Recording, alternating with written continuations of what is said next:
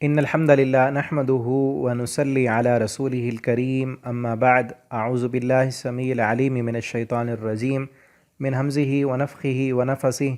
بسم الله الرحمن الرحيم الذين استجابوا لله والرسول من بعد ما أصابهم الكرح للذين أحسنوا منهم واتقوا أجر عظيم۔ تفسیر القرآن کے سبق میں آج انشاءاللہ سورہ آل عمران کا رکوع نمبر 18 پڑھنا ہے، اور اس رکوع میں بھی جیسا کہ میں نے بتایا تھا کہ غزوہ احد پر تبصرہ ہو رہا ہے، اور یہ آخری رکوع ہے۔ اس میں بھی غزوہ احد پر تبصرہ کیا گیا، بلکہ غزوہ احد کے بعد ایک اور غزوہ بھی حمراء الاسد جس کا نام ہے وہ ہوا تھا، اس پر بھی تبصرہ ہے اور اس کا تذکرہ ہے یہاں پر۔ تو پہلے ہم اس کا لفظی ترجمہ پڑھتے ہیں، پھر اس کی تفسیر پڑھیں گے۔ الذین استجابوا، الذی جن، استجابوا سب نے قبول کیا۔ استجابت کہتے ہیں جواب دینا اور دل سے قبول کر لینا، کوئی بھی حکم ہو اس کو دل سے مان لینے کو استجابت کہتے ہیں۔ انہوں نے استجابت کی، قبول کیا، للہ اللہ کے حکم کو، والرسول اور اس کے رسول صلی اللہ علیہ وسلم کے حکم کو، من بعد اس کے بعد کے، اصابہم الکرح انہیں پہنچے تھے زخم، للذین ان لوگوں کے لیے، ان کے لیے کہ جن سب نے احسنوا احسان کیا، کہ ان سب کو زخم بھی پہنچے تھے اور انہوں نے اللہ کے رسول صلی اللہ علیہ وسلم اور اللہ کا حکم جو ہے وہ قبول کر لیا۔ ان کے لیے کیا ہے؟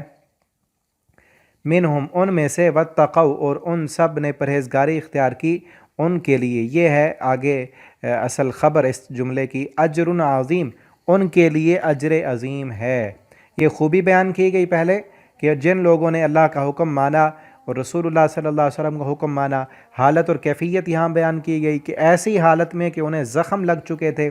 اور اس میں حکم ماننے میں احسان کے درجے پر حکم مانا، تو ان کے لیے کیا ہے؟ اجر عظیم، بہت بڑا اجر ہے۔ مزید اس کی وضاحت تفسیر میں بتاتا ہوں آپ کو کہ کس موقع کی بات ہے یہ۔ الذین وہ لوگ، مزید ان کی جو ہے نا صفات بیان کی جا رہی ہیں۔ الذین وہ لوگ جو قالا کہا، الذین وہ لوگ قالا کہ جن کو کہا، لہم ان سے، الناس لوگوں نے، ان الناس ان لوگوں کو لوگوں نے کہا، پہلے الذین سے مراد مسلمان ہیں، مومن صحابہ کرام، لہم الناس ان کو کہا لوگوں نے، ان لوگوں سے مراد کافر ہیں۔ ان لوگ کافروں نے کیا کہا مسلمانوں سے کہ ان الناس بے شک لوگ، قد تحقیق جمع ہو چکے ہیں، لکم تمہارے لیے، کہ ایک لشکر تمہارے لیے جمع ہو چکا ہے، فخشوہم تو تم سب ڈرو ان سے، فزادہم تو بڑھا دیا انہیں اس خبر نے بڑھا دیا ایمان میں، وقالو اور وہ سب کہنے لگے، حسبنا اللہ ہمیں اللہ کافی ہے، ونعم الوکیل اور وہ بہت بہترین کارساز ہے۔ فانقلبوا پھر وہ سب لوٹے، بنعمت من اللہ اللہ کی نعمت کے ساتھ، اللہ کے انعام کے ساتھ، وفضل اور اللہ کے فضل کے ساتھ، لم یمسسہم نہ چھوا ان کو، سوء تکلیف نے، واتبعوا اور وہ سب تابع رہے، رضوان اللہ اللہ کی خوشنودی کے، واللہ اور اللہ تعالی ذو فضل عظیم بڑے فضل والا ہے۔ انما بے شک در حقیقت، ذالکم الشیطان وہ شیطان ہی تو ہے، یخوف جو ڈراتا ہے، اولیاء اپنے دوستوں سے، کفار سے، فلا تخافوہم تو مت ڈرو ان سے، وخافونی اور مجھ ہی سے ڈرو، ان کنتم مؤمنین اگر تم سب مومن ہو، ولا یحزنک اور نہ آپ کو غمگین کرے، الذین وہ لوگ جو، یسارعون وہ سب کوشش کر رہے ہیں، جلدی کر رہے ہیں، فی الکفر کفر میں، ان کا اپنے کفر کے اندر کوششیں کرنا آپ کو غمگین نہ کرے، انہم کہ بے شک وہ، لن یضروا اللہ شیئا ہرگز نہیں کچھ بگاڑ سکتے اللہ کا، یرید اللہ اللہ چاہتا ہے اللہ کہ نہ، یجعل وہ دے، لہم ان کو، حظاً کچھ حصہ، فی الآخرۃ آخرت میں، وَلَهُمْ اور ان کے لیے، عذاب عظیم بہت بڑا عذاب ہے۔ इन الذین اشتروا الکفر، بے شک وہ لوگ جن سب نے خریدا کفر کو بالایمان، ایمان کے بدلے، لن یضر اللہ شیئا، لن یضر اللہ شیئا، ہرگز نہیں وہ سب نقصان کر سکتے اللہ کا، شیئا کچھ بھی، وَلَهُمْ اور ان کے لیے عذاب علیم، دردناک عذاب ہے۔ وَلَا يَحْسَبَنَّ الَّذِينَ كَفَرُوا اور ہرگز نہ خیال کریں وہ سب لوگ جنہوں نے کفر کیا، انما کہ بے شک، نملی لہم ہم جو مہلت دے رہے ہیں، لہم ان کو، خیرن بہتر ہے، لِأَنفُسِهِمْ ان کے نفسوں کے لیے، انما بے شک، نملی ہم ڈھیل دیتے ہیں، لہم انہیں، لیزدادوا اسما تاکہ وہ سب اضافہ کر لیں گناہوں میں، وَلَهُمْ اور ان کے لیے عذاب مہین، ذلیل کر دینے والا عذاب ہے۔ ما کان اللہ نہیں ہے اللہ تعالیٰ لیذرا کہ وہ چھوڑ دے المؤمنین مومنوں کو علی ما اس حالت پر انتم جو تم ہو علیہ اس پر حتیٰ یہاں تک کہ یمیزا وہ جدا نہ کر دے الخبیثہ ناپاک کو من الطیب پاک سے، یعنی اللہ تعالیٰ نے ابھی ان کے درمیان تمیز کرنی ہے کہ کون پکے مومن ہیں اور کون ان میں منافق چھپے ہوئے ہیں، یہ سب تمیز کرنی تھی اللہ نے۔ وما کان اللہ اور نہیں ہے اللہ تعالیٰ لیطلعکم کہ وہ مطلع کر دے تمہیں علی الغیب غیب پر، ولکن اللہ اور لیکن اللہ تعالیٰ یجتبی منتخب کر لیتا ہے من رسولہ اپنے رسولوں میں سے من یشاء جسے وہ چاہتا ہے، فآمنوا باللہ تو تم سب ایمان لاؤ اللہ پر، ورسولہ اور اس کے رسولوں پر، وَإِن تُؤْمِنُوا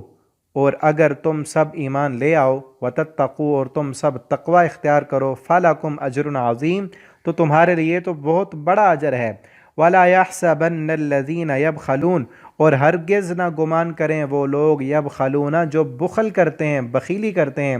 کنجوسی کرتے ہیں، بما اس پر جو آتاہم اللہ دیا ہے ان کو اللہ نے، من فضلی اپنے فضل کے ساتھ، ہوا خیر لہم کہ وہ بخل کرنا، کنجوسی کرنا بہتر ہے ان کے لیے، بلکہ ہوا شر لہم وہ تو برا ہے ان کے لیے، سیطوقون ان قریب وہ سب توق ڈالے جائیں گے، ما بخلوا بھی جو سب وہ بخل کرتے ہیں اس میں،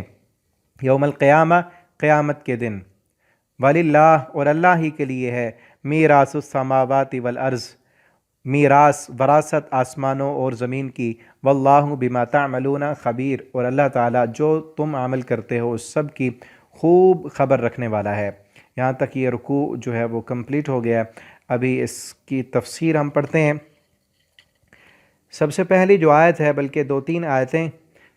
وہ جو ہے غزوہ احد کے بعد، غزوہ احد کا واقعہ، اسی پر تبصرہ ہے، میں نے بتایا آپ کو، وہ واقعہ بھی میں نے مختصراً آپ کو بتایا ہے۔ غزوہ احد میں چونکہ مسلمانوں کو تھوڑا سا دھچکا لگ چکا تھا، 70 مسلمان صحابہ کرام جو ہے وہ شہید ہو چکے تھے، اب کافروں کے پاس اس وقت ایک موقع تھا،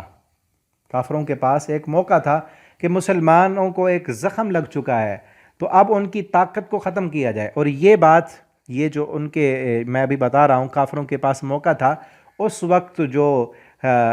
خالد ابن ولید تھے،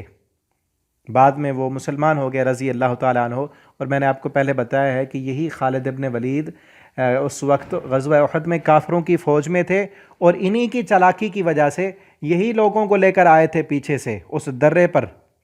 دیکھا کہ درہ خالی ہے، وہ پیچھے سے حملہ کیا، مسلمانوں کو نقصان پہنچا۔ انہوں نے پھر بعد میں ابو سفیان جو کمانڈر ان چیف تھا، فوج کا جو سپہ سالار تھا، وہ ابو سفیان تھا۔ غزوے کے بعد جب واپس جانے لگے تو خالد ابن ولید نے ابو سفیان سے کہا کہ ہم ایسے کرتے ہیں کہ واپس نہیں جاتے، ابھی موقع ہے ہمارے پاس، مسلمانوں کو چونکہ زخم لگ چکے ہیں اور دلی طور پر بھی صدمہ ہے انہیں، 70 ان کے مارے گئے ہیں، لہٰذا ہم جاتے ہیں دوبارہ جو ہے ان پر حملہ کرتے ہیں۔ لیکن ابو سفیان نہیں مانا، ابو سفیان نے کہا کہ نہیں، وہ چونکہ ابھی احد پہاڑ پر اونچائی پر ہیں، ہو سکتا ہے وہ تیروں کی بوچھاڑ کر دیں، ہمیں پتھر ماریں اور نقصان ہو سکتا ہے، لہٰذا اس جو فوج کا سپہ سالار تھا اس نے نہیں مانا، تو یہ بات انہوں نے جو ہے اس پر عمل نہیں کیا۔ وہ مکہ کی طرف واپس آنے لگے، اور صحابہ کرام جو ہے اپنے زخمیوں کو اٹھایا، شہیدوں کو جو ہے وہ دفن کیا، اور زخمیوں کو لے کر جو ہے وہ مدینہ میں آ گئے، اور پیچھے اس پر تبصرہ بھی ہے، اور ہر گھر میں جو ہے وہ جو تھا صدمے کی کیفیت تھی، اللہ تعالیٰ نے تسلی بھی دی، پیچھے 2-3 رکوع جو ہم پڑھ چکے ہیں۔ اس کے بعد کیا ہوا؟ اس کے بعد نبی کریم صلی اللہ علیہ وسلم کے ذہن میں بھی یہ خیال آیا کہ ہو سکتا ہے کافر انہوں نے جو یہاں پر غلطی کی ہے، ایک جنگی چال تھی، جنگی چالوں میں انہوں نے غلطی کی ہے، جبکہ وہ جنگ کے جو ماہر تھے خالد بن ولید، انہوں نے بتایا بھی ہے۔ آپ صلی اللہ علیہ وسلم کو بھی چونکہ اللہ رب العالمین نے ساری صلاحیتیں طاقتیں دی تھیں، آپ صلی اللہ علیہ وسلم کے ذہن میں بھی آیا کہ کافروں نے یہاں غلطی کی ہے، ہو سکتا ہے واپس جاتے جاتے ان کو جو اپنی غلطی کا احساس ہو جائے۔ آپ صلی اللہ علیہ وسلم نے صحابہ سے کہا کہ نہیں، ہم ایسے کرتے ہیں کہ ہم چلتے ہیں ان کا پیچھا کرتے ہیں۔ آپ نے صحابہ کو تیار کیا، اور اس پر ایک مفسرین نے یہ بھی لکھا ہے کہ جب دور چلے گئے نا، کچھ دور جا کر، بعد میں جا کر ابو سفیان کو بھی احساس ہوا کہ ہاں ہمیں جو ہے نا واپس چل کر حملہ کرنا چاہیے، ٹھیک ہے نا۔ اور وہ جگہ تھی حمراء الاسد مقام پر وہ پہنچنے کے اس سے بھی کراس کر گئے تھے۔ انہوں نے کہا کہ ہم واپس چل کر جو ہے مسلمانوں پر حملہ کرتے ہیں، اور مسلمانوں کے سالار محمد رسول اللہ صلی اللہ علیہ وسلم، آپ کو بھی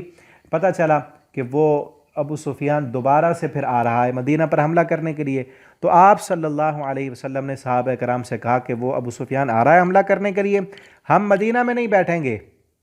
یہاں چھپ کر نہیں مریں گے، اللہ نے ہمیں قوت دی ہے، بہادری دی ہے، اللہ کی مدد ہمارے ساتھ ہے۔ لہٰذا آپ صلی اللہ علیہ وسلم نے سب صحابہ سے کہا کہ نکلو، آؤ ابو سفیان مدینہ پر حملہ کریں، ہم چلتے ہیں ان کا مقابلہ کرنے کے لیے۔ پھر آگے کیا ہوا، یہاں آپ اس کا ترجمے پر بھی غور کریں، دیکھیں، اور یہ واقعہ بھی ذہن میں رکھیں کہ یہ حالت اور کیفیت تھی۔ 70 صحابہ جو ہے وہ شہید ہو چکے ہیں، ہر گھر میں کوئی نہ کوئی فوتگی ہے، کسی کا بھائی شہید ہو گیا، کسی کا باپ، کسی کا بیٹا ہے، ہر گھر میں غم کی کیفیت ہے۔ ایسی حالت اور کیفیت میں اللہ کا حکم آیا۔ اللہ تعالیٰ کیا کہتے ہیں؟ الذین استجابوا، وہ لوگ جنہوں نے استجابت کی، دل سے قبول کیا اللہ اور اس کے رسول کا حکم۔ یہ حکم تھا، اللہ کے پیغمبر صلی اللہ علیہ وسلم نے فرمایا کہ نکلو، چلنا ہے، ابو سفیان کا مقابلہ کرنا ہے، وہ دوبارہ سے ہم پر مدینہ پر حملہ نہ کر دے، ہم نے نکلنا ہے۔ تو صحابہ کرام نے اس موقع پر یہ نہیں کہا کہ نہیں ہم نہیں جاتے، ہم تو زخمی ہیں، ہمارے تو ابھی تو ہم دفنا کے آئے ہیں، ہمارے دلوں کو تو زخم لگے ہوئے ہیں، ٹھیک ہے نا۔ ہم اپنی حالت اور کیفیت بھی دیکھیں ذرا، کہ اگر ہمارا کوئی عزیز قریبی رشتہ دار فوت ہو جائے تو اس وقت ہم کیا کرتے ہیں؟ کئی لوگ اس وقت جو ہے چیخ و پکار، واویلا، ٹھیک ہے نا، اور نمازوں کی چھٹی، اللہ رب العالمین کی نافرمانی پر آ گیا، کیا کر لیں گے ہم؟ صحابہ کرام کے حالات دیکھیں۔ اور ابھی میں جب آپ یہ سبق ریکارڈ کر رہا ہوں، آپ شاید کئی دن بعد سنیں یا بعد میں آنے والے پڑھیں، کچھ دن پہلے میرے قریبی رشتہ دار فوت ہو گئے، تو تعزیت کے لیے آئے لوگ ساتھی، اور ایک عورت آ کر مجھے کہنے لگی کہ ایسی باتیں ہم غم کے موقع پر کرتے ہیں کہ جو اللہ کو ناراض کر دینے والی۔ ایک خاتون تھی، وہ مجھے ملی تعزیت کے لیے، وہ کہتی ہیں اللہ کو ایسے نہیں کرنا چاہیے تھا۔ استغفر اللہ، کتنا بڑا الفاظ، اللہ کو ایسے نہیں کرنا، یعنی اللہ نے یہ فیصلہ غلط کیا ہے۔ یہ کیا ہے؟ جہالت ہے، لا علمی ہے۔ صحابہ کرام کو کتنے زخم لگ چکے تھے، کتنی تکلیفیں آئیں، انہوں اس تکلیفوں کے بعد زخم من بعد ما اصابہم الکرح، اللہ تعالیٰ فرماتے ہیں کہ ان کو زخم لگ چکے تھے، اور یہ زخم جسمانی بھی تھے، دلی بھی تھے۔ رشتہ دار جن کے فوت ہو گئے وہ خود چاہے انہیں زخم نہیں لگے، دل کو تو زخم ہے نا، کتنا بڑا نقصان ہو گیا ہمارا۔ لیکن اس موقع پر بھی ان لوگوں نے کیا کہا؟ کوئی اپنی زبان سے ایسا جملہ نہیں کہا کہ جو اللہ کو ناراض کر دینے والا ہو۔ تو لہٰذا ہمیں بھی ان واقعات سے سبق لینا چاہیے۔ اور آگے مزید بھی آ رہا ہے، یہ تکلیفیں مصیبتیں انسانوں پر کیوں آتی ہیں، وہ آگے آ رہا ہے۔ من بعد ما اصابہم الکرح للذین احسنوا، انہوں نے احسان کیا۔ احسان کا درجہ میں نے بتایا نا، اعلیٰ درجہ ہوتا ہے، اعلیٰ درجے کی عبادت۔ پہلے اسلام، یہ 3 درجے ہیں، پہلے اسلام، پھر ایمان، پھر احسان۔ یہ یاد رکھنا، آگے بھی آئے گی یہ چیز، میں آپ کو بتا دیتا ہوں۔ اسلام ہے کہ مان لینا، کلمہ پڑھ لیا مسلمان ہو گئے، ٹھیک ہے نا۔ اس کے بعد اسلام کے جو تقاضے ہیں، نماز پڑھنی ہے، روزہ رکھنا ہے، حج کرنا ہے، صدقات و خیرات ہیں، زکوٰۃ ہے، ٹھیک ہے نا، اعلیٰ اخلاق ہے، لوگوں کے ساتھ حسن سلوک ہے، نیکیاں ہیں۔ یہ نیکیاں جو ہے یہ اسلام کے ارکان ہیں۔ ان نیکیوں کو کرتے کرتے کرتے بندہ جب اس کے دل میں ان نیکیوں کی لذت آنے لگے تو پھر وہ مومن بن جاتا ہے، اس کا ایمان ہو، اب بن دیکھی چیزوں پر ایمان، اللہ پر ایمان، اللہ کی جنت پر ایمان، جہنم پر ایمان، مرنے پر ایمان، مر کر دوبارہ اٹھنے پر ایمان، حساب و کتاب پر، یہ ہے ایمان، ٹھیک ہے نا؟ اسی لیے آگے ہم پڑھیں گے قالت الاعراب آمنا قل لن تؤمنوا ولکن قولوا اسلمنا، کہ دیہاتی لوگ نئے نئے جو مسلمان ہوئے وہ کہنے لگے ہم مومن ہیں۔ اللہ تعالیٰ نے فرمایا یہ نہ کہو کہ ہم مومن ہیں، بلکہ یہ کہو مسلمان ہیں، پہلا درجہ اسلام کا ہے، تم نے ابھی اسلام قبول کیا، مسلمان ہو تم، وَلَكِنْ يَدْخُلُ الْإِيمَانُ فِي قُلُوبِكُمْ، ابھی ایمان تو تمہارے دلوں میں داخل ہی نہیں ہوا، ٹھیک ہے نا؟ اس کے لیے پھر آگے بھی آ رہا ہے یہ مضمون، اس کے لیے پھر امتحانات سے اللہ تعالیٰ گزارتے ہیں۔ اور اعلیٰ درجہ احسان کا یہ ہے کہ انسان اپنی زندگی اس کیفیت میں گزارے کہ وہ ایسے سمجھے کہ وہ اللہ کو دیکھ رہا ہے، یعنی آنکھوں سے تو اللہ کو نہیں دیکھ سکتا کوئی بھی انسان دنیا میں، لیکن کیفیت یہ ہو۔ اور حدیث میں ہے، یہ صحیح مسلم کی حدیث ہے، آپ نے فرمایا احسان یہ ان تعبد اللہ کانک ترا، اللہ کی عبادت ایسے کرو جیسے اللہ کو دیکھ رہے ہو، ہر وقت یہ کیفیت ہو۔ اور اگر یہ تمہارے ذہن میں اتنا ایمان اعلیٰ درجے کا نہیں ہے تو کم از کم اتنا تو ہو کہ فَإِن لَمْ تَكُنْ تَرَى فَإِنَّهُ يَرَاكَ، کہ وہ اللہ تمہیں دیکھ رہا ہے، یہ کیفیت بن جائے کہ تمہیں اللہ دیکھ رہا ہے۔ اگر یہ کیفیت آ جائے آج ہمارے دلوں میں، میرے دلوں میں، آپ کے دل میں، ٹھیک ہے نا، اگر یہ کیفیت بن جائے نا میرے اور آپ کے دلوں میں کہ اللہ ہمیں دیکھ رہا ہے، تو پھر کوئی گناہ باقی نہ رہے، ہماری زندگی پاک ہو جائے، یہ کیفیت ہو، یہ ہے احسان۔ ان کے دلوں میں اللہ فرماتے ہیں ان صحابہ کرام نے احسان کے درجے میں جا کر اللہ اور اس کے رسول کی فرمانبرداری کی۔ آج احسان کے درجے میں ہم نماز پڑھیں نا تو پھر نماز کی لذت ہی کچھ اور ہو۔ ہم تو نماز پڑھتے ہیں، عبادت کر رہے ہوتے ہیں، ذہن کہیں اور ہوتا ہے، خیالات ہوتے ہیں، تو کوشش کیا کریں کہ نماز میں قرآن پڑھتے وقت ادھر ادھر کی خیالات نہ ہوں، بلکہ یہ ہو کہ جس کے لیے ہم کر رہے ہیں نا، جس کے سامنے سجدہ کیا ہے، وہ رب، وہ عرش پر مستوی، وہ احکم الحاکمین، پوری کائنات کو بنانے والا اور پوری کائنات کو چلانے والا، پوری کائنات کی قوتوں، قدرتوں اور طاقتوں کا مالک، میں اس کے سامنے جھکا ہوں اور وہ اس وقت مجھے دیکھ رہا ہے، یہ حالت اور کیفیت ہو۔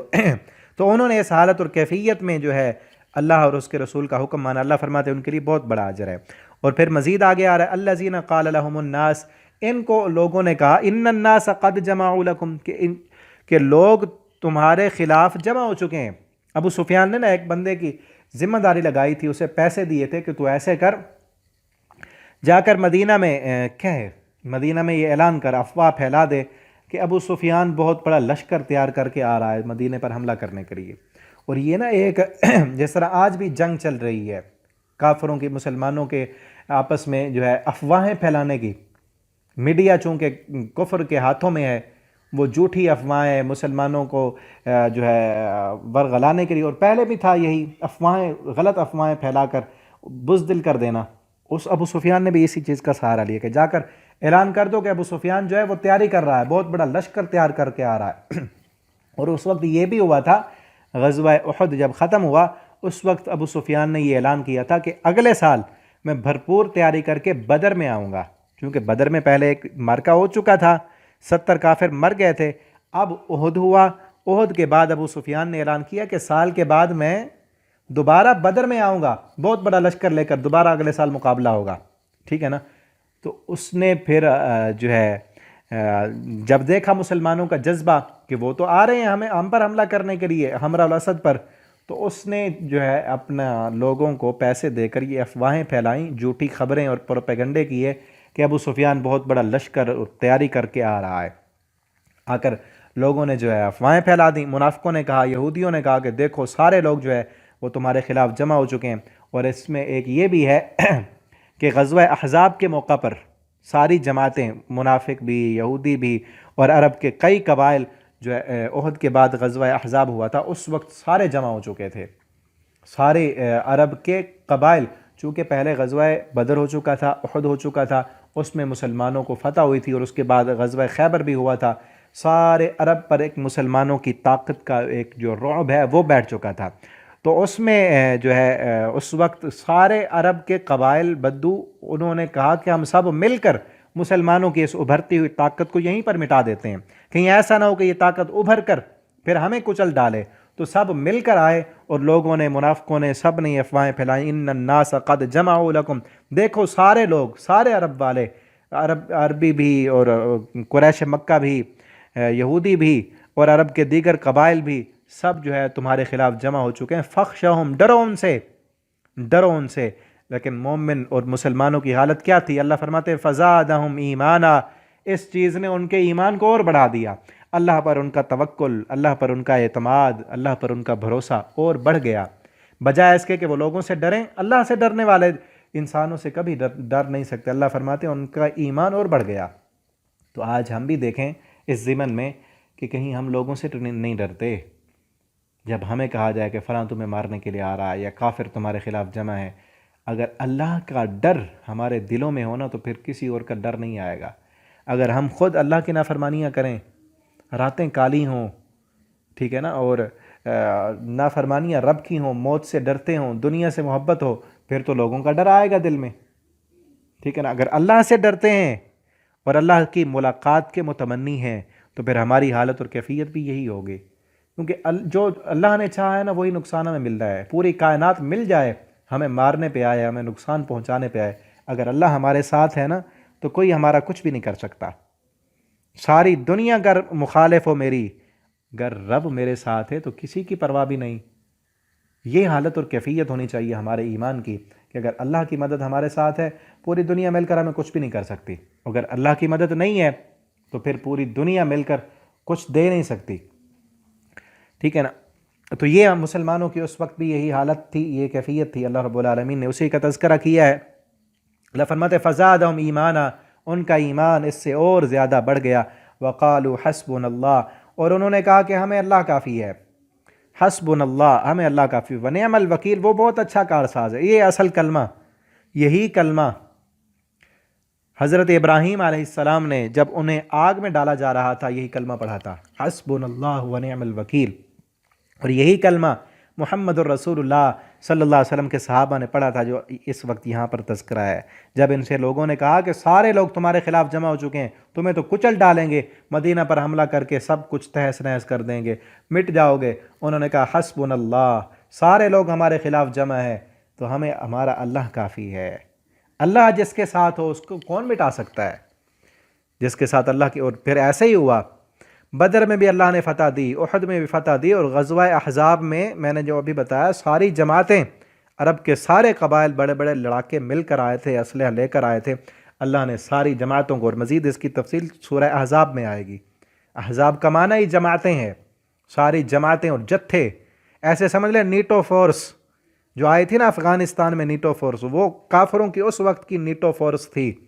سب مل کے اتحادی آئے تھے، اللہ نے سب کو پاش پاش کر دیا۔ ابھی ایسے ہوا نا، یہ واقعہ ذہن میں رکھے نا تو پھر اللہ کی قوت اور قدرت سامنے آتی۔ پوری آدھی دنیا آئی ہے، آدھی دنیا، صرف امریکہ نہیں، آدھی دنیا مل کے نیٹو فورس جو آئی تھی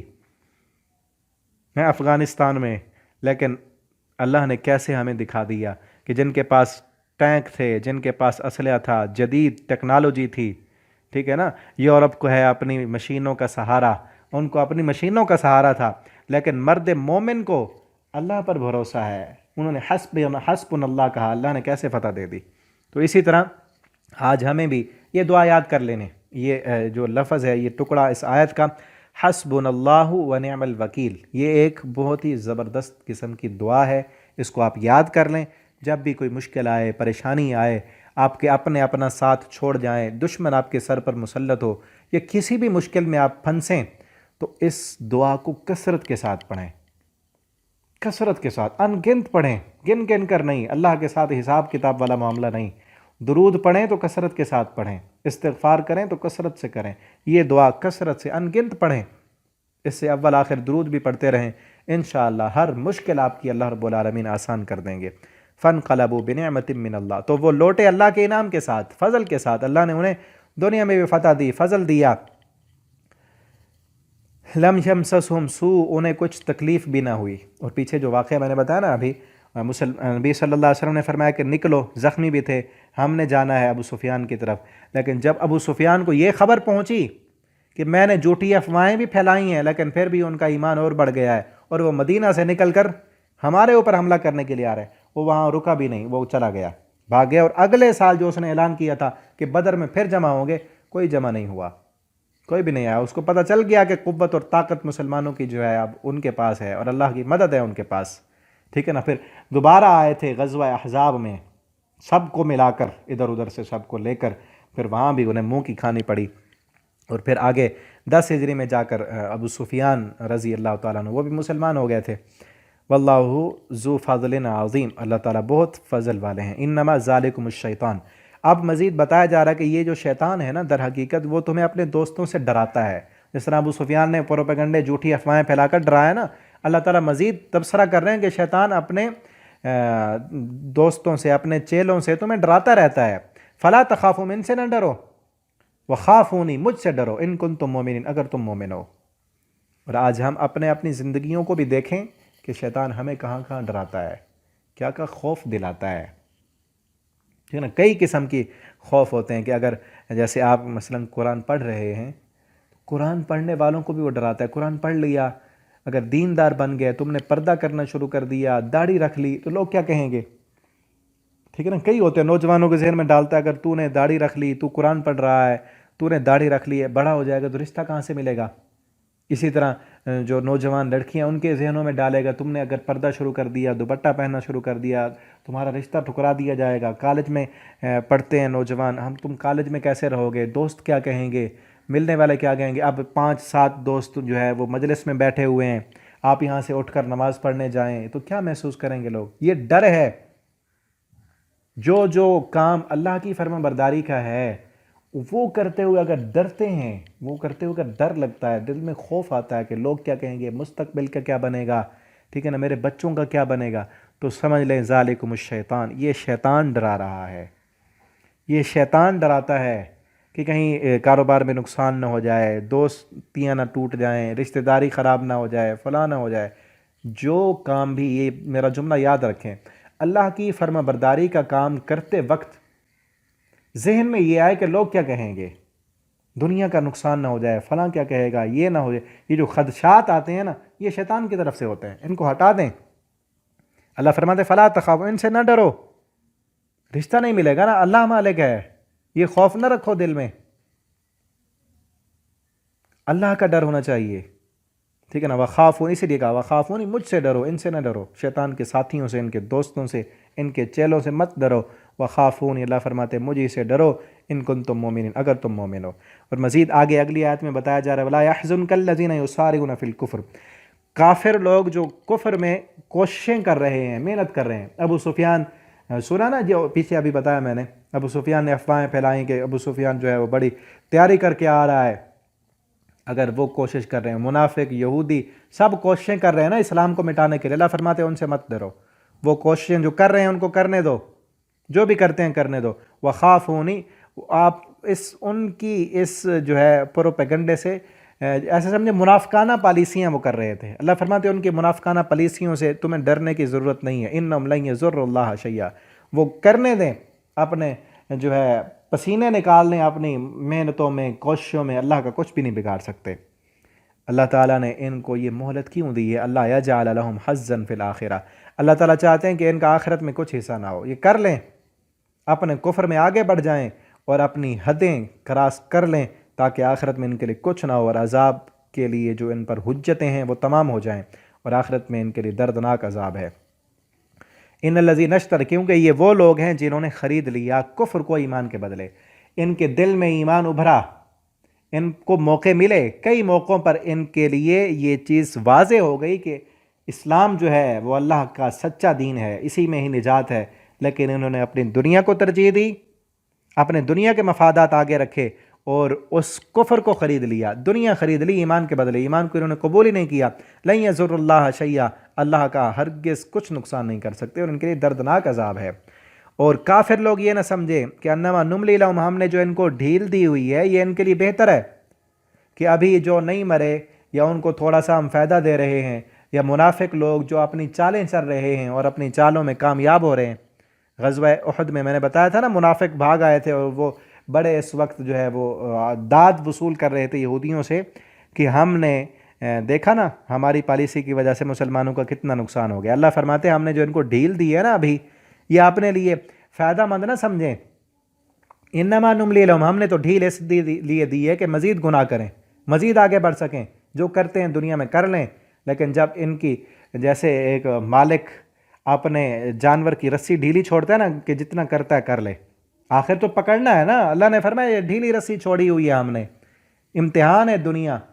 جو کرتے ہیں کریں، آگے دیکھیں ان کا بنتا کیا ہے. اگر توبہ کر لیں گے واپس پلٹ آئیں گے تو فائدہ ان کا، ورنہ ان کے لیے جو ہے وہ عذاب مہین، ذلیل کر دینے والا، رسوا کر دینے والا عذاب ہے. اور مزید اس رکوع تک جو ہے وہ تبصرہ غزوہ احد پر وہ ختم ہو جائے گا. اللہ تعالیٰ فرماتے ہیں کہ ما کان اللہ لیذر المؤمنین، اللہ کا یہ قانون نہیں ہے. قانون فطرت جو ہے وہ بتایا جا رہا ہے کہ اللہ کا قانون فطرت کیا ہے. یہ قانون نہیں کہ اللہ ایسے ہی چھوڑ دے، لیذر المؤمنین علی ما انتم علیہ، کہ جس حالت اور کیفیت میں مومن ہیں کہ ابھی مومنوں کے اندر منافق بھی ملے ہوئے ہیں اور پکے ایمان والے اور کمزور ایمان والے بھی ہیں. ٹھیک ہے نا، پکے ایمان والے اور کمزور ایمان والوں کا بھی امتحان ہونا ہے، اور منافقوں کو تو ویسے ہی نکال کر پھینک دینا ہے. چونکہ غزوہ احد سے پہلے یہ سارا کچھ تھا. اللہ فرماتے ہیں غزوہ احد اسی لیے ہوا، 70 اس لیے شہید ہوئے، اتنا بڑا مارکا اور اتنا بڑا امتحان اس میں ہم نے اس لیے نکالا، لیمیزا، تاکہ جدا جدا ہو جائیں، تمیز ہو جائے، فرق واضح ہو جائے کون مومن پکا ہے. پکے مومنوں کا امتحان ہو گیا نا، منافق تو آ گئے. 300 منافق، منافقوں کا جو سردار تھا عبداللہ بن ابی، اس کی قیادت میں واپس پلٹ آئے. ان کا پتہ چل گیا کہ یہ منافق ہیں، پکے نہیں ہیں. اور پکے مومنوں کا بھی پتہ چل گیا کہ جن کو چرخے لگے ہوئے تھے، زخم تھے، ان کے دلوں کو بھی زخم پہنچے، غمگین تھے، زخمی تھے. ایسی حالت اور کیفیت میں بھی رسول اللہ صلی اللہ علیہ وسلم نے فرمایا کہ گھروں کو چھوڑ دو، نکلو. وہ پھر بھی نکل کھڑے ہوئے، رسول اللہ صلی اللہ علیہ وسلم کے ساتھ آ گئے، جانے ہتھیلی پر رکھ کر، اسے کہتے ہیں نا جانے ہتھیلی پر رکھ کر آ گئے. حالت اور کیفیت یہ تھی کہ زخمی ہیں، لہو لہان ہیں، رشتہ دار مارے جا چکے ہیں، دل جو ہے وہ پسا ہوا ہے، غم کی حالت اور کیفیت ہے. لیکن ایسی حالت اور کیفیت میں بھی استجابت کی، اللہ کے رسول صلی اللہ علیہ وسلم کی بات کا جواب دیا. یہ امتحان تھا، یہی چیز اللہ تعالیٰ نے دکھانی تھی، اسی لیے غزوہ کرایا. اور ہمارے لیے بھی ہے. ہم دیکھیں کہ اللہ رب العالمین ہمیں جو تکلیف دیتے ہیں، کبھی کبھی مشکل میں مبتلا کر دیا، ٹھیک ہے نا، غمی آ گئی، دکھ آ گیا. اللہ تعالیٰ فرماتے ہیں نا یہ ہم ضرور آزمائیں گے. ہم پیچھے سورہ بقرہ میں پڑھ چکے ہیں، ٹھیک ہے نا، کہ ہم ضرور آزمائیں گے تمہیں، کبھی تمہارے جانوں میں کمی کر کے، کبھی مال میں کمی کر کے، کبھی تمہارے عزیز و اقارب فوت کر کے. تو یہ اللہ تعالیٰ کی آزمائش ہے. اور اس پر اللہ تعالیٰ آخر میں فرماتے ہیں کہ وبشر الصابرین، صبر کرنے والوں کو خوشخبری دے دیجئے. وما كان اللہ لیطلعکم علی الغیب، اور اللہ تعالیٰ غیب پر کسی کو اطلاع نہیں دیتا. کیونکہ غزوہ احد میں جو جتنے بھی واقعات ہو چکے تھے، اگر کسی بھی بندے کو پتہ ہوتا تو ایسے نہ ہوتا، ٹھیک ہے نا، کیونکہ اللہ رب العالمین ہی غیب جانتے ہیں. اور جسے ولیکن اللہ یجتبی، لیکن جسے اللہ تعالیٰ چن لے، منتخب کر لیں، اللہ تعالیٰ اپنے انبیاء کو غیب کی خبریں دے دیتے ہیں. اور یہاں ایک عقیدے کا مسئلہ ہے کہ کیا انبیاء بھی غیب جانتے ہیں؟ تو اس کا جواب یہ، انبیاء غیب نہیں جانتے. اللہ تعالیٰ غیب انبیاء کو بتاتے ہیں. انبیاء خود عالم الغیب نہیں ہیں، عالم الغیب اللہ رب العالمین کی ذات. یہ ہے نا ما کان اللہ لیطلعکم علی الغیب، اللہ تعالیٰ اپنا غیب کسی کو نہیں بتاتا. اور آگے جا کر ہم پڑھیں گے اللہ تعالیٰ خود فرماتے ہیں قُلْ لَا يَعْلَمُ مَنْ فِي السَّمَاوَاتِ وَالْأَرْضِ الْغَيْبَ إِلَّا اللَّهُ، اللہ کے علاوہ زمین و آسمان کا غیب اور کوئی نہیں جانتا. اور اللہ رب العالمین خود اپنے پیغمبروں کو منتخب کرتے ہیں اور انہیں غیب کی خبریں بتاتے ہیں. جس طرح ہمارے پیغمبر صلی اللہ علیہ وسلم کو اللہ رب العالمین نے چن لیا اور غیب کی خبریں بتائیں. ہمارے آقا صلی اللہ علیہ وسلم نے ہمیں قیامت تک آنے والی خبریں بتا دیں، نشانیاں بتائیں. یہ ساری چیزیں اللہ نے بتائیں آپ کو، آپ صلی اللہ علیہ وسلم نے ہمیں بتا دیں. من رسولی، اپنے رسولوں میں سے، من یشاء، جسے اللہ چاہتے ہیں چن لیتے ہیں غیب کی خبریں دینے کے لیے. فآمنوا باللہ، تو تم سب ایمان لاؤ اللہ پر اور اس کے رسولوں پر. وَإِن تُؤْمِنُوا، اگر تم ایمان لاؤ، وَتَتَّقُوا، اور تم سب تقوی اختیار کرو، فَلَكُمْ أَجْرٌ عَظِيمٌ، تو تمہارے لیے بہت بڑا اجر ہے. یہ سب سے کہا جا رہا ہے، مومنوں سے بھی، اس وقت کی کمزور ایمان والوں سے، منافقوں سے بھی، کہ اللہ توبہ کر لو، ایمان لاؤ، اللہ سے ڈر جاؤ، تو تمہارے لیے بھی بڑا اجر ہے. الذین یبخلون بما آتاہم اللہ، اب یہ جو تھا غزوہ احد ہوا تھا، اس وقت مسلمانوں نے جو ہے صدقات و خیرات کیے تھے، لیکن منافق لوگوں نے اپنا مال خرچ نہیں کیا، بخیلی کی، اپنا پیسہ بچا لیا. اللہ تعالیٰ فرماتے ہیں جو بخل کرنے والے ہیں نا، کنجوسی کرنے والے، جنہوں نے اپنا مال اللہ کے راستے میں خرچ نہیں کیا، جو دیا تو اللہ نے ہے، من فضل، اللہ نے اپنے فضل سے دیا، وہ یہ مت سمجھے کہ ان کے لیے بہتر ہے، بل ہوا شر اللہم، بلکہ یہ ان کے لیے برا ہے۔ سیطبقون، ان قریب ان کو توق بنا کر ان کے گلوں میں ڈال دیا جائے گا۔ آگے ہم پڑھیں گے سورہ توبہ میں، اللہ فرماتے ہیں جن کو ہم نے مال دیا ہے نا، پیسہ دیا ہے، وہ فرض زکوٰۃ بھی نہیں نکالتے، قیامت کے دن ان کا پیسہ، ان کا سونا انگارے بنا کر ان کو جو ہے ڈالا جائے گا، یہاں بھی ہے ان کا توق بنا کر پہنا کر جہنم میں ڈالا جائے گا۔ ٹھیک ہے نا؟ تو آج ہمیں بھی سوچنا چاہیے کہ کیا ہم اللہ کا دیا ہوا مال، اس میں کنجوسی تو نہیں کرتے؟ جو پہلے پڑھ چکے ہیں نا، جو اضافی ہے نا، جو ضرورت سے زائد ہے، وہ اللہ کے دین پر خرچ کریں، دین سیکھنے کے لیے خرچ کریں، دوسرے اپنے بچوں کو دین سکھانے کے لیے خرچ کریں۔ ہم دیکھیں نا، دنیا کی تعلیم دلوانے کے لیے اپنے بچوں پر ہم کتنا پیسہ خرچ کر دیتے ہیں، لیکن قرآن پڑھانے کے لیے، دین پڑھانے کے لیے، دینی تعلیم حاصل کرنے کے لیے کتنا ہم خرچ کرتے ہیں؟ تو اسلام پر خرچ کریں، قرآن پر خرچ کریں، قرآن کے تراجم لے کر ہم بانٹیں، ٹھیک ہے نا، لوگوں تک، اور یہی جو آپ واٹس ایپ پر پڑھ رہے ہیں، یوٹیوب پر، فیس بک پر، دوسروں کو شیئر کریں، تاکہ، اور اپنا جو اصل بات ہے ہماری، اپنے مال میں کنجوسی نہ کریں، کھلے دل سے، جس کا دل کھلا ہونا اللہ تعالیٰ اس کو کھلے دل سے دیتے ہیں۔ تو یہ ان منافقوں کا ہے کہ وہ کنجوسی کی، انہوں نے اللہ کے دین پر، اسلام پر، جہاد کے لیے خرچ نہیں کیا۔ اللہ فرماتے ہیں یہ کنجوسی کرتے ہیں، سمجھتے ہیں کہ مال بچ گیا ہے، ہم نے نہیں دیا۔ اللہ فرماتے ہیں ان کا یہ کنجوسی کرنا ان کے لیے نقصان کا باعث ہے، ان کے لیے فائدہ مند نہیں ہے، ہم ان کو توق بنا کر قیامت کے دن پہلائیں گے۔ وَلِلَّهِ مِيرَاثُ السَّمَاوَاتِ، اللہ کی، یہ اللہ کا ہے، جو اللہ نے ہمیں دیا ہے وہ بھی اللہ کا ہے، اللہ جب چاہے لے لے۔ تو اس لیے کھلے دل سے، خصوصاً جب اللہ کے دین کے لیے خرچ کرنا ہو، اللہ کے قرآن کے لیے خرچ کرنا، تو کھلے دل سے خرچ کریں، کیونکہ سب ہے تو اللہ کا۔ وَاللَّهُ بِمَا تَعْمَلُونَ بَصِيرٌ، خبیر، جو تم کر رہے ہو نا، جو تم کر رہے ہو، کہ دنیا کے لیے کتنا خرچ کرتے ہو اللہ کو پتہ ہے، دین کے لیے کتنا خرچ کرتے ہو اللہ کو پتہ ہے۔ اللہ سب اعمال سے خبر رکھنے والا ہے، ہماری دنوں سے، ہماری راتوں سے، کیا ہم کرتے ہیں، ہمارے دل میں خیالات کیا آ رہے ہیں، سب کچھ کو اللہ جاننے والا ہے۔ اللہ تعالیٰ سے دعا ہے اللہ رب العالمین ہمیں قرآن پڑھنے، سمجھنے اور اس کے مطابق اللہ ہمیں زندگی بسر کرنے والا بنا دیں۔ والسلام علیکم ورحمۃ اللہ وبرکاتہ۔